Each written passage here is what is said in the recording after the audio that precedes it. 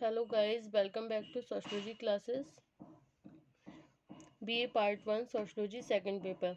Okay, आज का topic है हमारा भारत में जनसंख्या वृद्धि के कारण, causes of population growth in India. Okay,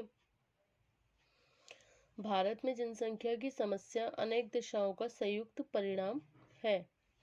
इनमें से कुछ प्रमुख दशाओं के संदर्भ में जनसंख्या वृद्धि के कारणों को निम्नांकित रूप से समझा जा सकता है। Okay,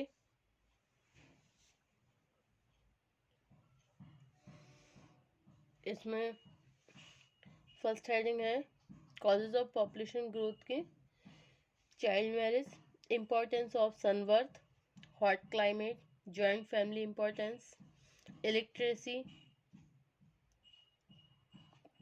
polygamous marriage and fatalistic belief, birth and death rate, standard of living and family planning. Okay, तो फर्स्ट है हमारा चाइल्ड मैरिज, बाल विवाह का प्रचलन।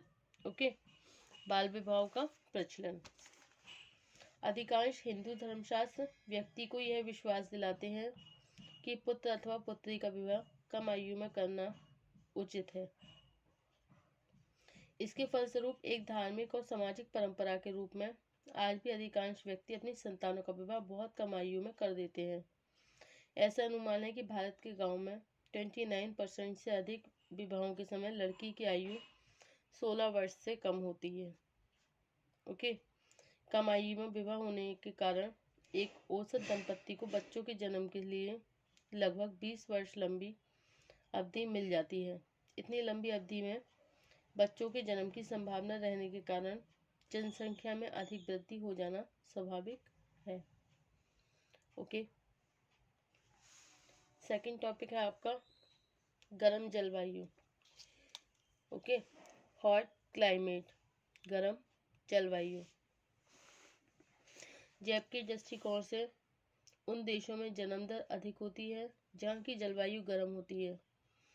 ग्रामीण क्षेत्रों में जहाँ लोगों का जीवन प्रत्यक्ष रूप से प्राकृतिक दशाओं द्वारा प्रभावित होता है, वहाँ गर्म जलवायु के कारण अधिक संतानों का जन्म होना एक स्वाभाविक घटना है। ओके, नेक्स्ट है पुत्र जन्म का महत्व, इम्पोर्टेंस ऑफ सनबर्थ। अधिकांश हिंदू यह विश्वास करते हैं कि धार्मिक कर्तव्य को पूरा करने तथा पूर्वजों को पिंडदान देने के लिए कम से कम एक पुत्र होना चाहिए। ऐसे विश्वास के कारण यदि आरंभिक संतानों का जन्म पुत्रियों के रूप में होता है तो पुत्र की कामना के कारण परिवार के आकारों में निरंतर वृद्धि होती रहती है। वैसे भी परंपरागत मनोवृत्तियों के कारण अधिकांश माता पिता पुत्र जन्म को अधिक महत्व देते हैं। अब नेक्स्ट है विवाह की अनिवार्यता। ओके, विवाह की अनिवार्यता, पॉलीगैमस मैरिज। ओके, हिंदू में मोक्ष प्राप्ति के लिए विवाह को एक अनिवार्य धार्मिक संस्कार के रूप में देखा जाता है। परंपरागत मूल्य भी ये विश्वास दिलाते हैं व्यक्ति जब तक विवाह न कर ले उसे समाज में कोई परिस्थिति या अधिकार प्राप्त नहीं हो सकती। इसी का परिणाम है कि अनेक विकासशील देशों में जहां जनसंख्या का बड़ा भाग अविवाहित रहकर जीवन बिताता है,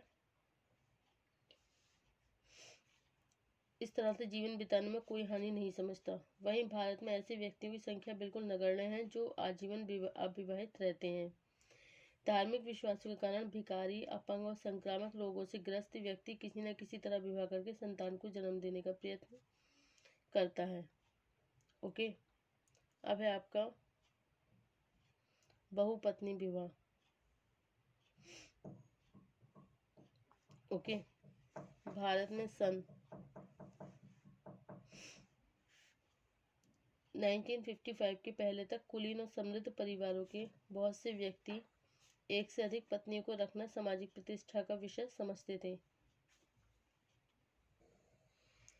ओके, बहुपत्नी विवाह भारत में सन 1955 के पहले तक कुलीन और समृद्ध परिवारों के बहुत से व्यक्ति एक से अधिक पत्नियों को रखना सामाजिक प्रतिष्ठा का विषय समझते थे। आज हिंदुओं में यह भी कानून के द्वारा बहुपत्नी विवाह को समाप्त कर दिया गया है।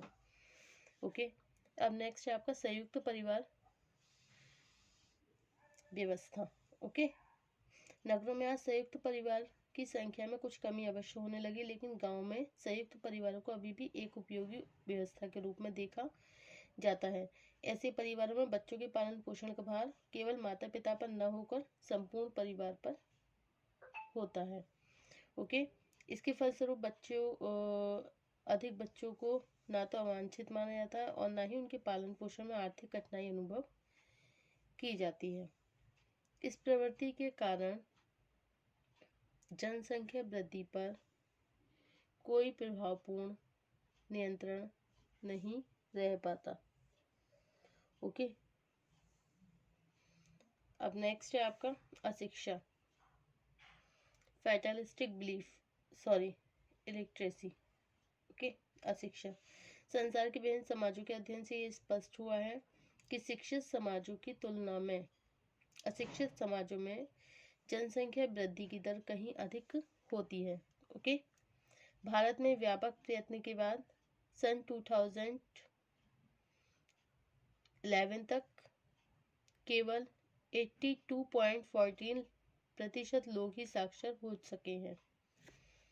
10वीं कक्षा पास या इससे अधिक शिक्षित लोगों की कुल जनसंख्या आज भी 30% से अधिक नहीं है। ओके। इस व्यापक अशिक्षा के कारण अधिकांश व्यक्ति ना तो अधिक संतानों को हानि समझ पाते हैं और न ही परिवार नियोजन संबंधी कार्यक्रमों के प्रति जागरूक रहते हैं। ओके। अब नेक्स्ट है आपका नेक्स्ट पॉइंट है निम्न जीवन स्तर। ओके। निम्न जीवन स्तर, लो स्टैंडर्ड ऑफ लिविंग। भारत की 80% से ज़्यादा अधिक जनसंख्या का जीवन स्तर बहुत निम्न है। यह पहले ही स्पष्ट किया जा चुका है। आज हमारे देश की जनसंख्या का लगभग 40% भाग ऐसा है जो निर्धनता की सीमा रेखा से नीचे रहकर समय बिता रहा है। ओके। मतलब अपना जीवन व्यतीत कर रहा है। अपर्याप्त पोषण तथा स्वच्छता के नियमों की जानकारी न होने के कारण लोगों के स्वास्थ्य का स्तर भी बहुत निम्न है। जैविक परीक्षणों से यह स्पष्ट हो चुका है कि एक स्वस्थ व्यक्ति की तुलना में अस्वस्थ व्यक्ति अधिक संतानों को जन्म देता है। यद्यपि ऐसी संतानें शारीरिक मानसिक रूप से बहुत दुर्बल होती हैं। निम्न जीवन स्तर के अधिकांश लोगों को मनोरंजन के साधन उपलब्ध ना हो सकने के कारण उनके लिए मनोरंजन का एकमात्र साधन रह जाता है। ओके। जो यौनिक सुख है वही मनोरंजन का साधन रह जाता है। इसके फलस्वरूप भी जनसंख्या वृद्धि की समस्या गंभीर होती जा रही है। ओके। अब नेक्स्ट पॉइंट है आपका भाग्यवादी विश्वास, फैटलिस्टिक बिलीफ। ओके। भारत की अधिकांश जनता आज भी संतान को ईश्वर की देन मानती है। इस कारण अधिक संतानों के जन्म को किसी समस्या के रूप में नहीं देखा जाता।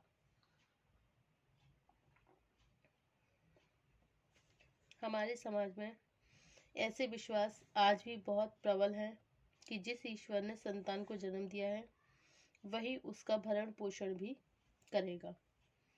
ओके।